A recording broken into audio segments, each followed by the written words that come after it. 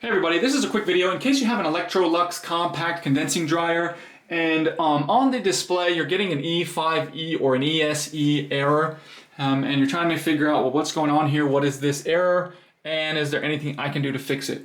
This is not an easier thing for just a regular person to fix, because what this is that there's a failure to communicate between the inverter board, which sends power to the drive motor, and the electronic control board. And so you can have a problem either on your inverter board, on your electronic control board, or with the wiring in between. So the hierarchy of steps to fix this is first to check the wiring between the inverter board and the main control board and repair and replace any broken, disconnected, loose, frayed wiring as necessary.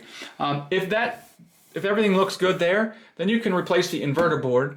And once you've replaced the inverter board, if that doesn't fix the problem, the next step would be to actually replace the main electronic control board. If you decide to go that route, I'll go ahead and put a link in the description for a tutorial on how to replace the control board in your dryer.